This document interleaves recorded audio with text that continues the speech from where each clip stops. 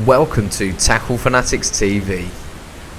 In this episode of TFTV, the Korda team take a look at their brilliant safe zone leaders.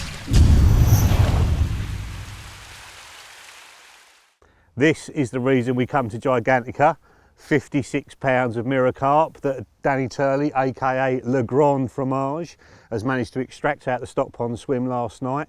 Only 55 to 60 yards out, and he caught it on a rig that both the bailiffs use here. 3 20mm boilies on the hair and a running inline, heavy running inline, slack line, and that's how they nail them, 3 20mm. So if you're a boilie angler and you're normally just putting one on the end, try putting 3 20mm bottom baits on and see how you go. Right, let's do some pictures.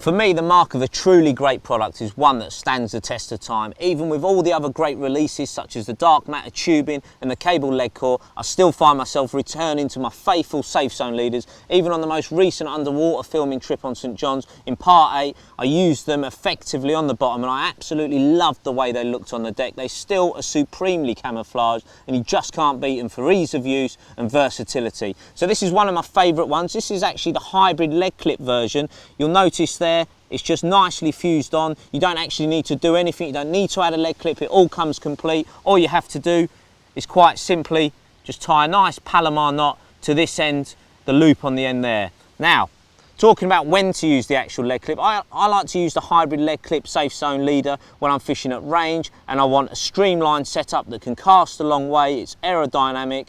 And onto the actual lead discharge element of it, depending on whether you want to discharge the lead in heavy weed, then just push it over a couple of teeth there and that will help really efficiently discharge the lead. And if you want to keep the lead on, you're fishing open water, just quite simply push it down a little further and that will keep that lead on for a protracted fight. Right, onto the next system. This one was born during the underwater filming. It incorporates the ring swivel safe zone leader, and the first thing I've done was actually cut the ring of the ring swivel off and instead just pushed over an anti-tangle sleeve. I love the way that just kicks away from the lead system, and it also aids presentation. You know, I really felt on that gravelly bottom it helped coil the rig in a cocked position and really helped trip up a few wily carp. So when would you use the inline system over something else? When you're fishing on clean gravel. Also, you've got to remember this one is a running inline and it's just kept in position with a shock bead up here. That's just pushed over, that's a 4mm bead pushed over one of the tungsten collars, the first one. So as the fish picks the rig up, it goes away and just hits that final bead, and that just gives them an extra problem that they're not used to dealing with. And I'd use that normally in clear conditions, not really in weedy ones because I want the lead to come off during the fight. Once again, you've got that excellent fused loop at the end and a Palomar knot to that. And don't worry if you ever cut into that outer coating. Within that is a 30-pound monofilament, and that's what gives it all its strength and durability. And they are absolutely brilliant. I've used them for years. I don't trust anything more than I do a safe zone leader. They're still my #1 choice. Now, I'm going to hand you over to Dan. He's going to show you how he likes to use his safe zone leaders. My first tip for when you're using safe zone leaders is that little fella. A lot of people complain, I can't get them perfectly straight. All we have to do, boil a kettle, take the lid off while the water's still red hot, drop the safe zone leader straight out the packet into the kettle, pull it out and it will be perfectly straight. And look at these fellas. Look at that, how lovely and limp that is. Absolutely perfect. Now, this is the first one that I'm going to use, and it's basically just on one of our standard lead clips. This is the Revamped lead clip, so you've got a new arm on there which makes the lead come off that little bit easier if you want it to. If you push the rubber right on like that, then the lead will only ever come off if it hits something really solid. So you can play 20 fish in open water and the lead will not come off. The real important bit is pulling the swivel in. So I'm just going to hold the lead clip now and then position the ring swivel that's on the end of the leader in there and just pull it until it clicks like that. it must click. That means it's the inside eye is behind a little ridge inside, and it will stop the swivel pulling back out. And you can see on the front there, what I've done is snip the ring of the ring swivel off and put one of our quick links on so I can attach a hook link. So let's put the hook link on now. Got a crimped up hook link. This is the hybrid stiff. I'm just going to wet that. Just put a little bit of 3mm silicone over the top. That is such a lovely, neat system. And that's the thing I like most about the Safezone leaders. They are so neat and tidy. There's so little to go wrong with them, and they are so versatile. So this is the rig that I'd use if it was weedy and I wanted the lead to come off, or if I'm casting a long way. A distance lead like that is always going to cast further than an inline lead. And with one of those stiff hook links on there, you're going to get absolutely no tangles at all. And having that hinge there, you can see on the front of the lead clip, that is what stops it all tangling. The two lay next to each other in flight and you don't get any tangles. Now, if we're fishing in open water, then I'm still going to use one of the new lead clips, but I don't know if you can see there, what I've done is I've snipped the swivel off the end of the Safezone leader, I've replaced it with a quick link, and then I've squeezed the lead clip so it's oval. So when that pulls in there, it just pulls in under the tiniest amount of tension. And I've clipped the hook link on, no need for any silicone there, and you've just got a nice big eye at the front of the lead clip to allow that pivot in again, so that stops your tangles. So when the fish picks the lead up, you can see there it is supporting the weight of the lead, but if I shake that, straight away that's coming away. So you imagine out in a fishing situation, fish picks it up, feels there's something wrong, shakes its head as they always do. We've seen it on the underwater films a million times.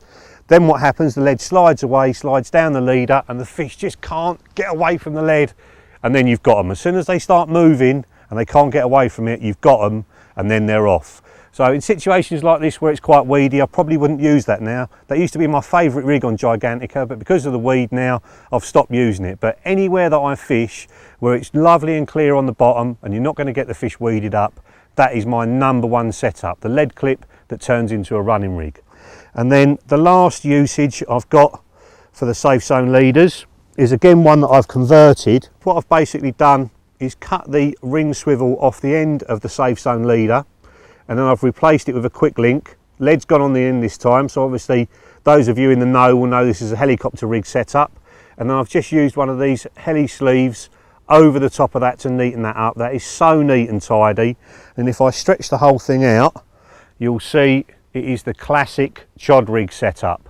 So we've still got the 2 bits of tungsten on the Safezone leader. They're welded on there, so that's going to hold it all flat down on the bottom. That's something that no one else is able to do with this type of product. We've got an exclusive on that one, so you know they're going to sit on the bottom really well. They're perfectly camouflaged, and what I've done on the end of it, I've incorporated those no trace beads. So these are the beads that would normally fit on a bit of lead core. So basically you wet the end of the Safezone leader, slide the sleeve over that and slide it down the Safezone leader, that's that tapered sleeve, and then the no trace bead fits on top of it. So basically when I cast out, the lead's obviously sailing out there, your little tiny chod rig sits up against that bead, and then if I can show you what happens if the line unfortunately snaps, let's just get that there. I'll just pull that up against there, and the bead actually comes off and the rig comes straight off the end of the line. So super safe. There is no safer way to set up any kind of helicopter rig, including a chod rig, than with one of those no trace beads. And the ones that fit on the lead core fit on these leaders perfectly. The last thing about the leaders, they are super tough. You can leave them on the rod forever and they just stay lovely and straight, and you can get one of these and rub it up and down a rock, literally backwards and forwards, and it will not break. If you do the same thing with lead core or normal mono, it will break almost straight away because they haven't got good abrasion resistance. These things are virtually indestructible. Thanks for tuning in to check out the fantastic Safezone leaders from Korda. Tackle Fanatics are a full Korda stockist and offer a vast selection at competitive prices. We also stock a massive selection of end tackle from all the leading manufacturers. Why not log on to www.tacklefanatics.co.uk or pop in store today. Tight lines from everybody at TFTV.